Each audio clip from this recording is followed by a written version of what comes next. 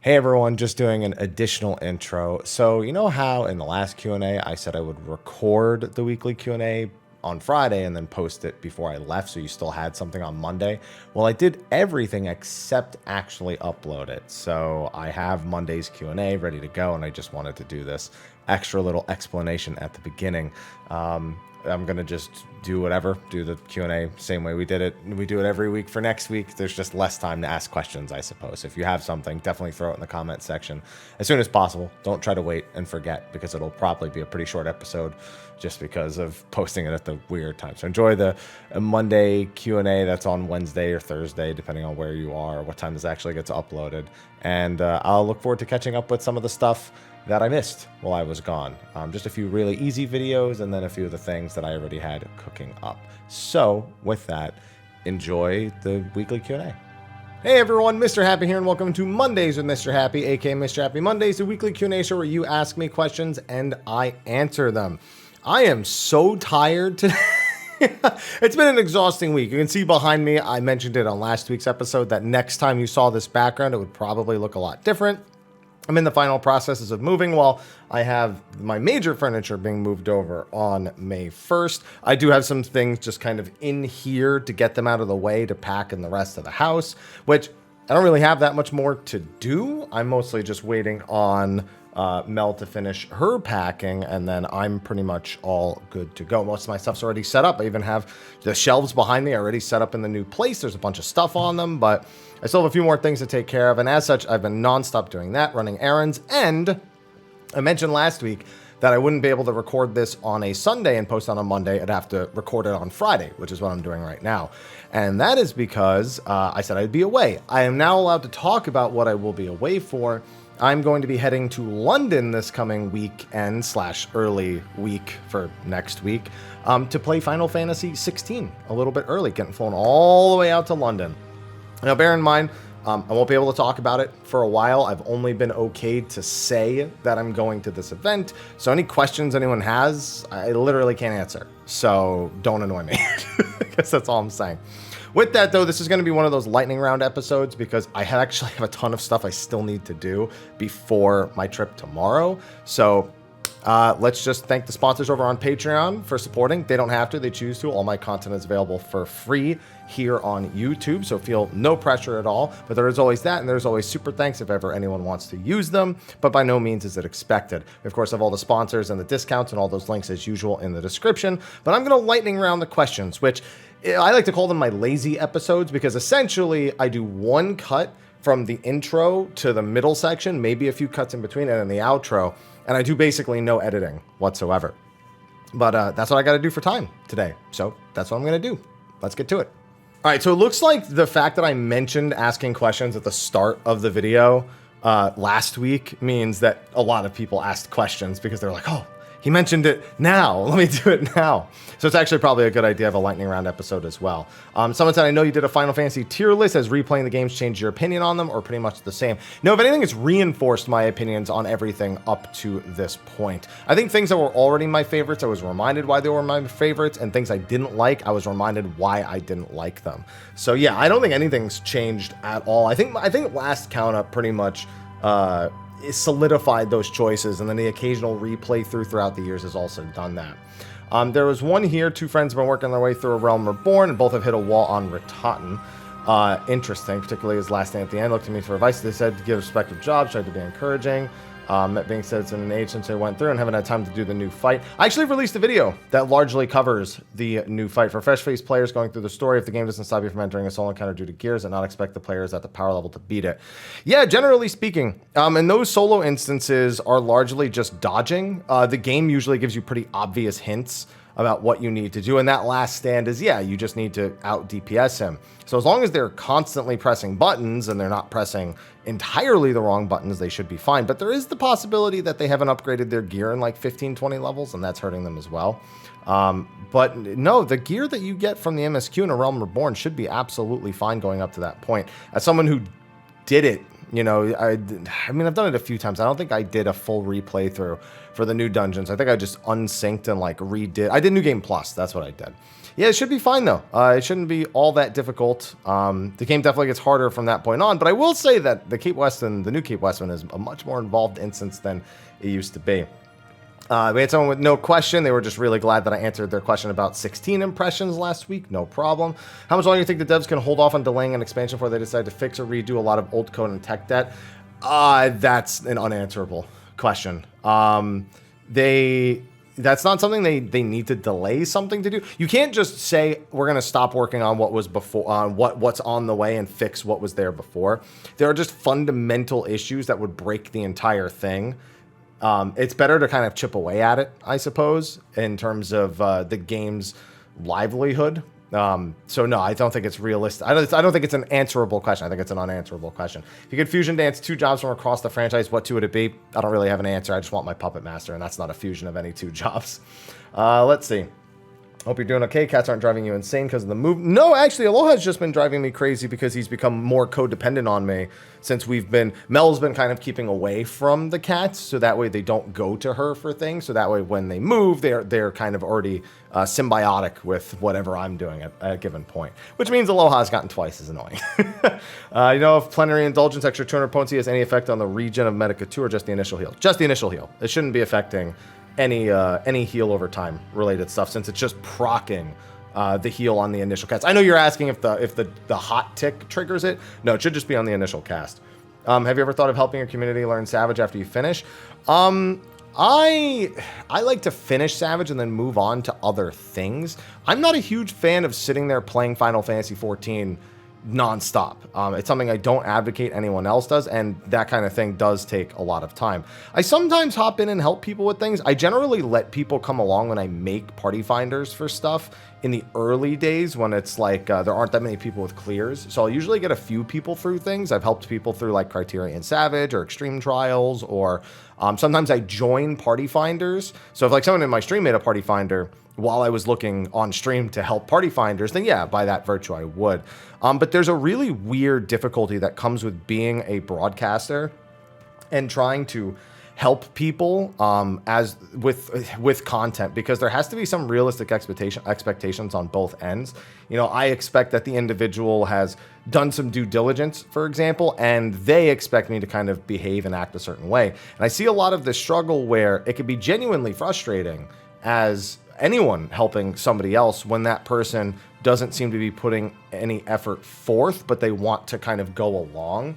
And then there's just this kind of dichotomy between being someone who wants to help someone and also wanting that person to show a little bit of initiative. It's actually less frustrating when somebody doesn't get something or doesn't understand something, I feel, versus when it actually just feels like no effort is being made to improve at all. But it's such a fine line, it's such a tough distinction that I generally just stay away from it, because it can create an environment that's not as welcoming for said individual and is not as entertaining as a broadcaster. It's a very fine line. Very few people can walk it super well without getting visibly frustrated when somebody does very little to improve.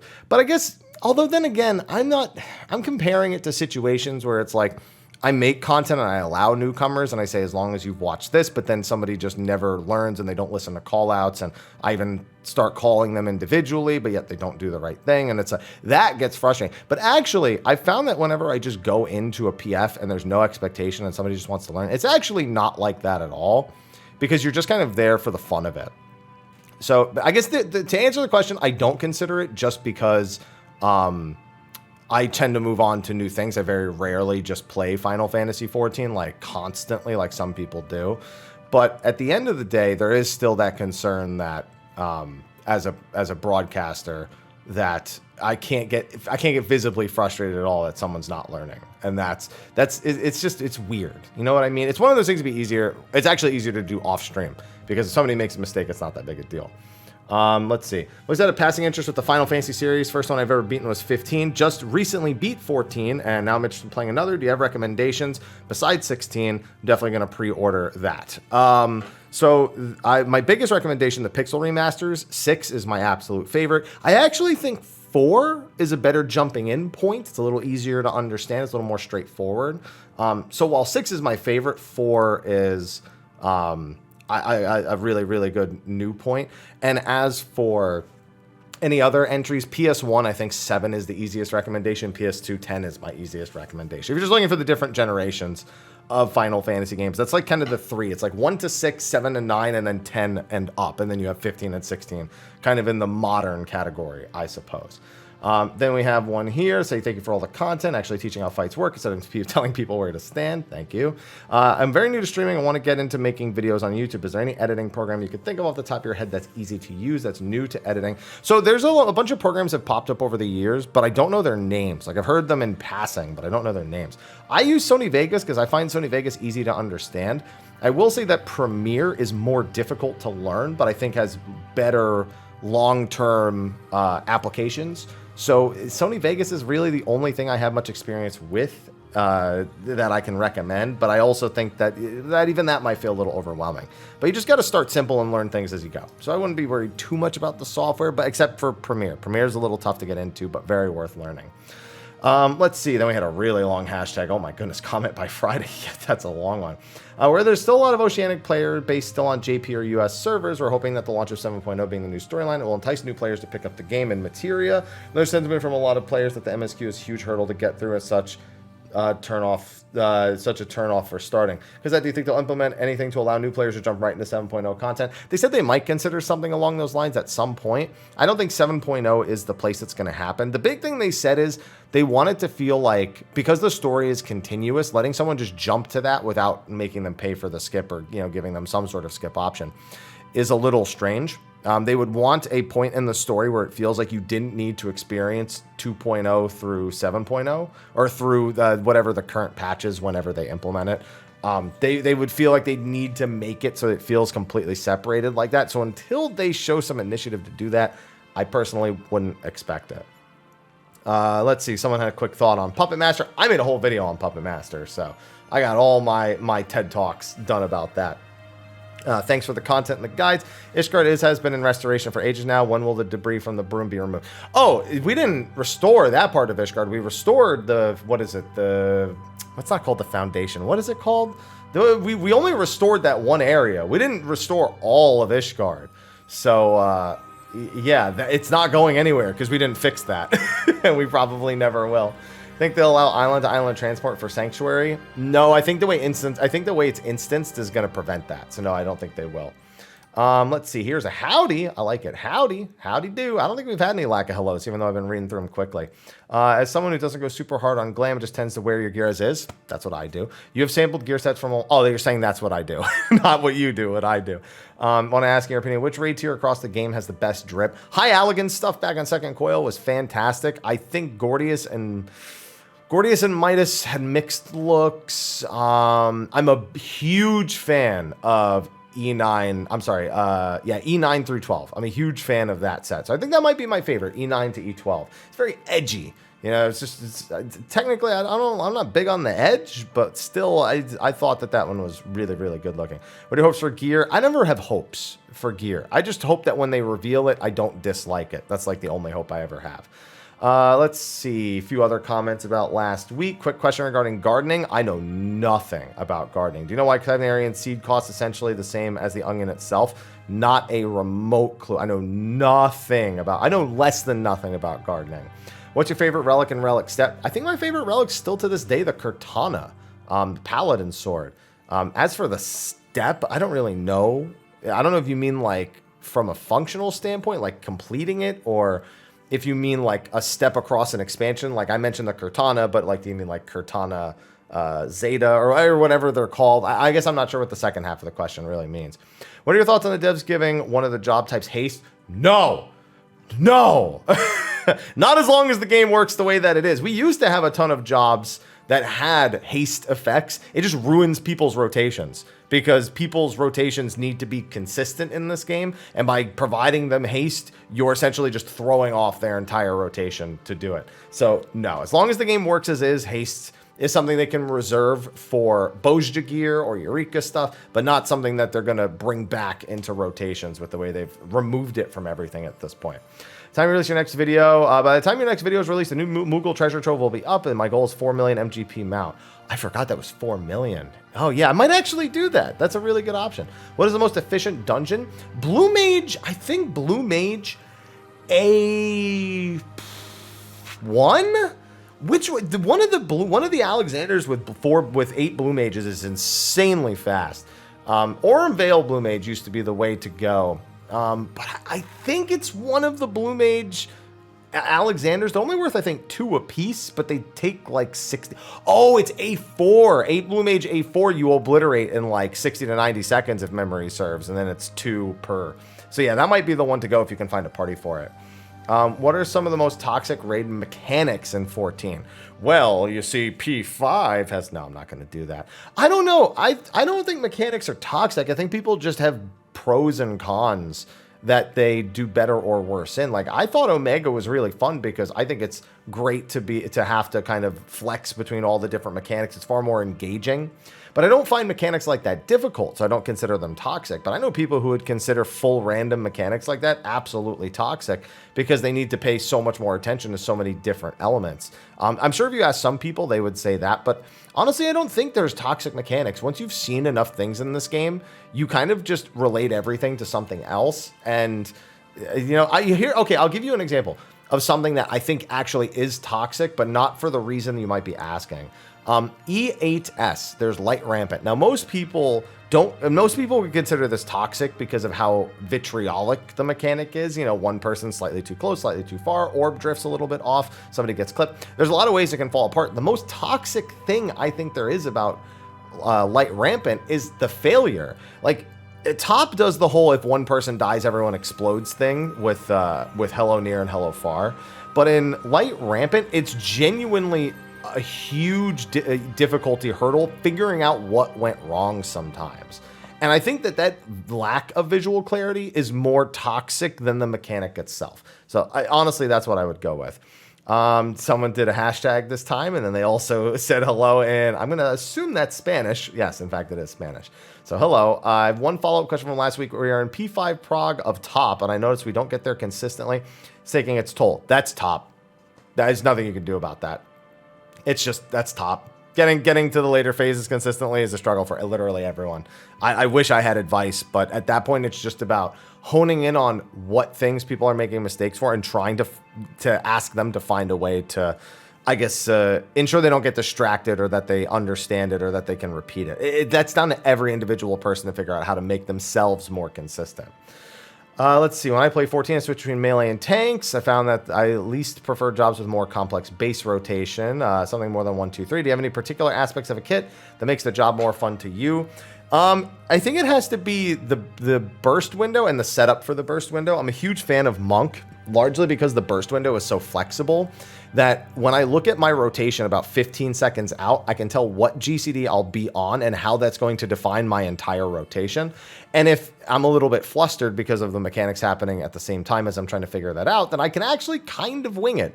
And not really lose a whole lot of power behind it. And I find that jobs that allow you to do that, to be very flexible but still efficient in 2-minute windows, are more engaging. So for me, that's why Monk is a huge, huge favorite. That's why Black Mage is a huge, huge favorite. Like, yeah, you have individual goals you want to achieve in a Black Mage burst window, ideally.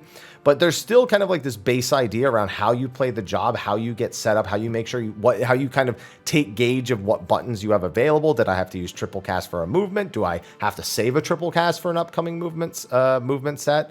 And how does that affect my burst? Again, you're allowed to kind of play within the 2-minute window in such a way that makes sense for the individual fight and is less a super static, this is how I do my 2 minutes every 2 minutes kind of way. Even if there is still a baseline that you look to for that, it doesn't fully define what every single one of your 2-minute windows is going to look like. So that's a big, big thing for me.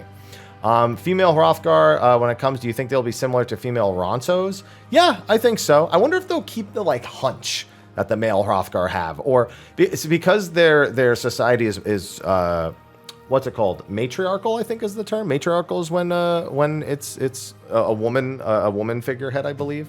Yeah, because patriarch is... Yeah, I think I got that right. It's been a long time since I'd used those words. Since they're matriarchal, I wonder if they give them better posture than the males, like some sort of visual representation of the society that they've kind of... that they're associated with. My second question is about new possible jobs. Yeah, these are the ones that are tough. You said last week, Puppet Master, never heard of that type of job. Imagine it would be something like Beastmaster. Nothing like Beastmaster. I can promise you Puppet Master and Beastmaster are close to nothing alike. Newer fan to the Final Fantasy franchise. Been following 16 since its announcement. Been seeing the game has gotten a lot of FF elitists saying the game doesn't feel like Final Fantasy. That's because they're idiots. I wanted to get your opinion on what you think makes a Final Fantasy game a Final Fantasy game. It's all in the references. It's literally in the type of setting, the characters, the references, and what genre it falls under. RPG, named Final Fantasy, has lots of reused elements like Ifrit and Garuda and Titan and Cid and all the wrecking. That's it. That's it. As long as you like it, that's it. That's all it really needs. My favorites are so drastically different from each other. 6, 10, and 12 are all very, very different. And some of the ones that are considered more traditional, I actually don't like 9, for example. And I've had to talk about that a billion times over. So, one day it gets a video, but that day is not today. But yeah, it's just, you just take the element. I like to look at the game elements of every Final Fantasy game and just decide whether or not I like it instead of liking it whether or not instead of just looking at it's a Final Fantasy game, it's automatically good, or it's a Final Fantasy game, it has to be these things. With the recent update servers to NA, could we see more big changes to the framework or infrastructure to add new features? I mean, you could, but those aren't really the things that are holding back features. It's the underlying code, similar to the question that I answered earlier, that really needs the most amount of help. So yeah, I expect to continue to see things like that, but this is not a simple question, or not a simple answer to the question, because there's so many elements in play that I couldn't tell you what big framework or infrastructure change they could make, or what to do, or what to expect. I mean, they're just going to do things and they'll tell us with a reason for doing them, and that'll kind of be the end of it. 624 coming in, May. Do you have general tips on how to find or start a static? Dude, honestly, I am awful at starting a static. I don't like playing People Wrangler because honestly, there's just so much drama. People just have such a hard time showing up and doing the thing they agreed they were going to do. And I don't understand why. And it just bugs the heck out of me. So I can't stand it. I just join statics and I do my part. And if it feels like the goals are too different or the personalities are too clashing, I remove myself from that scenario because it's not healthy to play the game under situations and things like that. Have you played Fallout? Yes. 3, 4 in New Vegas. 3 is my favorite. 4 is okay. And New Vegas, I don't really like the setting. Mechanically, New Vegas is great, but I don't really like the setting of New Vegas that much. So that hurts. And I've been meaning to replay 1 and 2. I have no interest in 76, and I have no faith for the future of that franchise. Quick two-parter as I get nostalgic over 11 jobs. Since game went away from breaking a class into 2 jobs, do you think we'll ever receive a heavy DPS ranger? Hi, Aloha. Hey, I'm recording a video. See what I mean? He just wants to be a part of everything now. That's what I mean. He likes to announce himself very, very loudly, even though I just fed him before I started recording. But now he's like desperate for attention. He wants to go lay on the couch. That meow means, come on, let's go in the other room. I know how my cat works.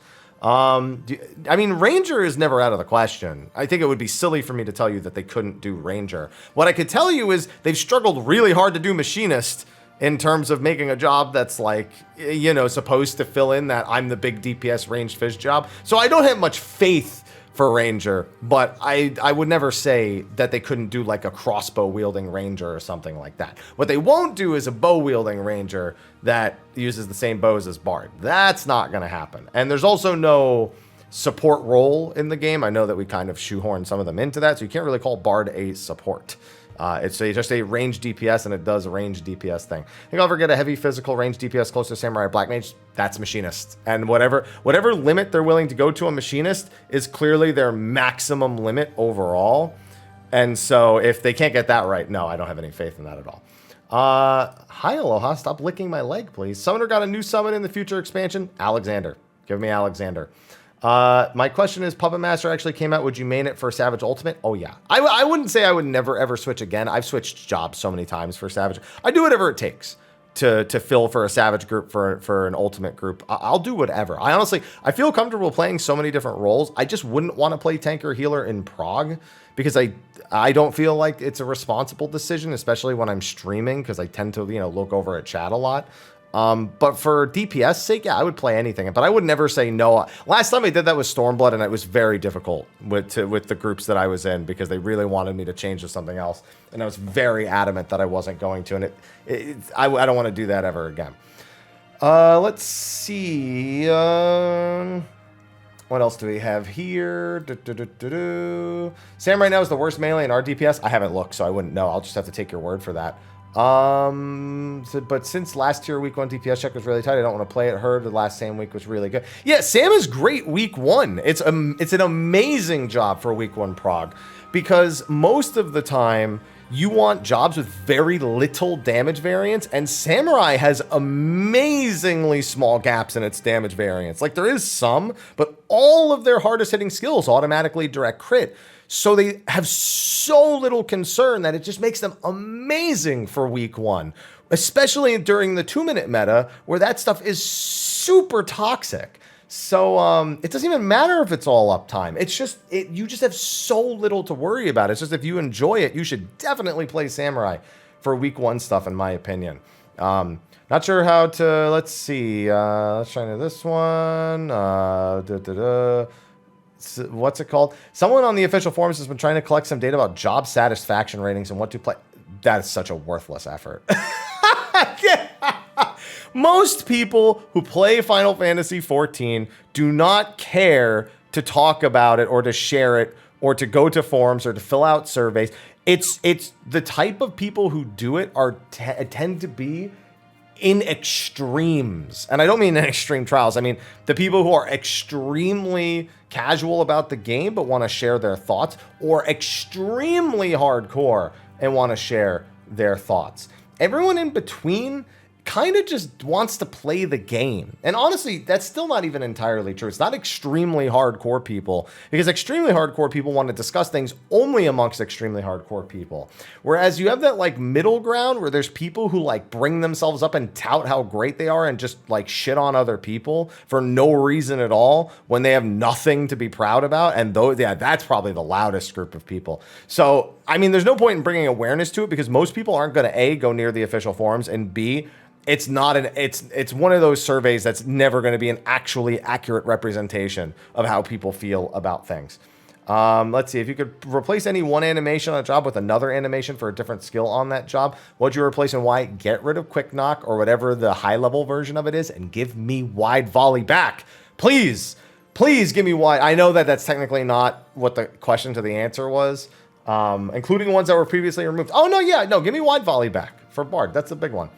Let's see here. This one was weird. This one is okay. This one has like a 2 hours ago thing. Oh, did they just copy paste the question from last week or something like that? Maybe. Which expressed, I love to see a redux of your 11 versus 14 video, but also your 14 versus WoW video. Now for a question, which FF game do you feel they are most likely to pull from for the next 24? I think some Final Fantasy 11 stuff is coming down the line. I actually think it's like imminent Final Fantasy 11 related stuff. Maybe not for the 24-man. I would like to see more original 24-mans, even though I don't think that's what we're going to get next. But I think we're going to see some strong 11 stuff is coming soon, so that could possibly fall into that category. Have you seen the Mario movie? Nah, I don't go to the movies that often. I actually really wanted to, though. I still have to see John Wick 4 also. I really wanted to see that. I hear good things, but I won't judge them based on trailers. I got to see them for myself, I can only say the trailer for Mario didn't get me super excited, but I wanted to see it anyway because I felt the same way about the Sonic trailer, So, and I ended up really liking that. And then the Puss in Boots trailer, which I finally got around to seeing that, and that was awesome. Couldn't believe how good that was. Okay, but yeah, no, I haven't seen those. I haven't seen the movie you asked about, the Mario movie. You mentioned waiting for a tactics remake. You ever heard of a mobile game? I don't like Brave Exvius. I can't stand it. I don't like Brave Exvius, and I don't like War of the Visions.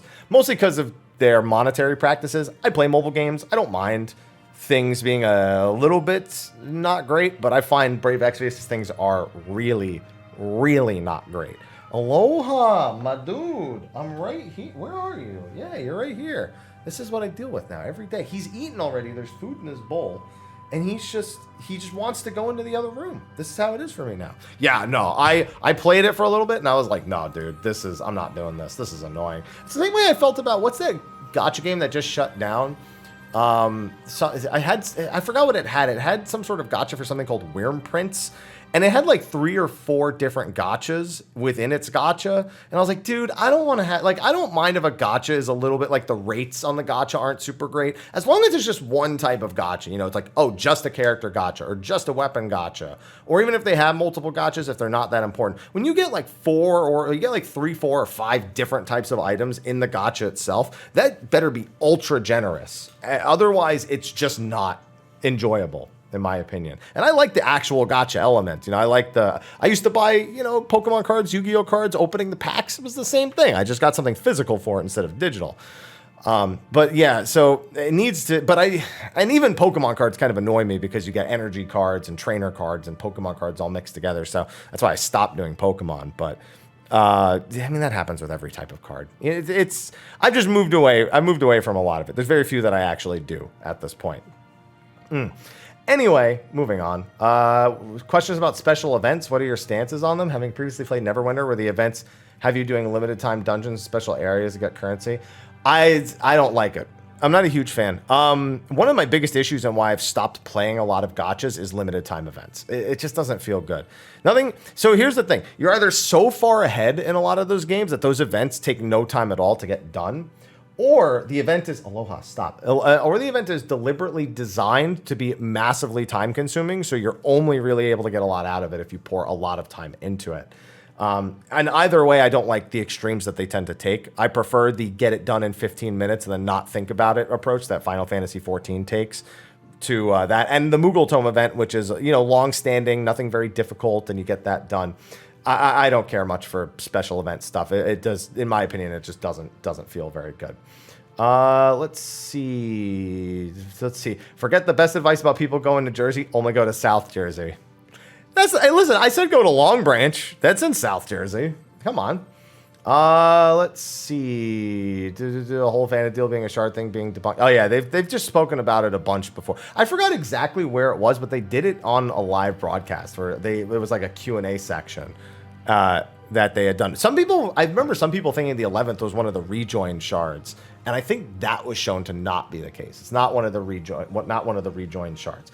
But no, they've made it. I don't remember when it was, but they made it very clear that all of the shards are reflections of the elements are similar between all of them. So, like, for example, the Lalafels being Tarutarus instead is not in line with what a shard does. That's why when we go to the first, everything is similar. All the races are similar, where they're all immediately recognizable. Because they didn't like spawn new races, and evolution didn't change the races into other races. So I remember that being along the lines of the discussion had. But yeah, I would have to go looking to find a proper reference to that. But they have spoken about that in direct relation to that question before. Let's see. What was wrong with the beer rates? I called them beer rates instead of near rates. It's okay. B and N are right next. I've done that a million times before. I'm just joshing with you. Yeah, I just don't like them. I don't like that they took an entire expansion's worth of lore and exposition in Final Fantasy XIV to try to, I guess, what's the word I would call it?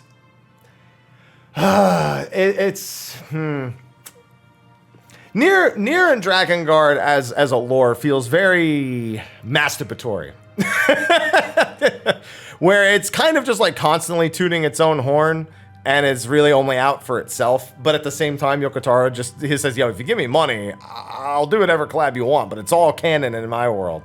You know what I mean? And so I like it. I know everything that's happened in Drakengard and Nier. I've played Drakengard. I've gone through the Nier playthroughs. I've not gone through myself. Like, I've watched other people because honestly, I find Nier Automata boring as hell. But the story's great, so that's perfectly fine. Yeah, it just didn't feel like the place for it to take an entire expansion to explore a few outcomes of games. Like, it's mostly references with one insanely major result in terms of Draken Nier lore. And I never want them to waste that much of my time again.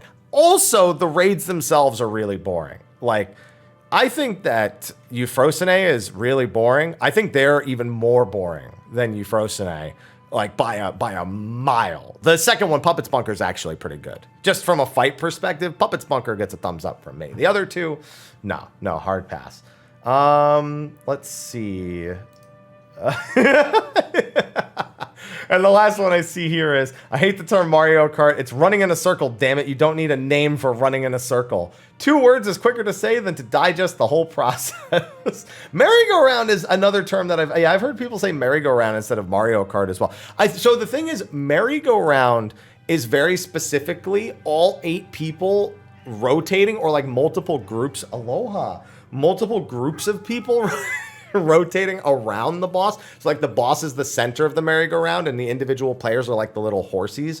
Whereas Mario Kart, I guess it's almost implied that like the start of the race, everyone's bunched up together, which is so untrue because 1 or 2 people end up in the lead and then everyone else is fighting for like 4th behind them, because you always got those 1 or 2 friends that are like really good at Mario Kart and they play with you every time and they win every time, and it's really just a competition between those 2 people. And then occasionally whenever they lose a race, everyone else loves it so much because they didn't win for once, and you start planning against the person who's been winning a lot. Like, you know, Mario Kart stuff. That's not how it goes in Final Fantasy XIV, is all I'm saying. But yeah, that looks to be all of the questions. Hopefully I didn't miss any, but that is going to be a wrap for this week's episode of Mondays with Mr. Happy. Thank you for putting up with this shorter episode, and one where, again, I did it the lazy way, but you know, I got some stuff to do and I wanted to get this done. It really only saved me like 10 to 15 minutes of recording and probably about the same on the back end, but it is what it is. Anyway, thanks for watching. Be sure to ask your questions for next week's episode of Mondays with Mr. Happy in the comments section of the video below. Be sure to like, favorite, subscribe, and share. And like I said, I won't be able to talk about 16 when I get back, but at some point in the future, I'm sure I'll be able to share something. Anyway, thanks for watching, and I'll see you in the next one. Until then, take care.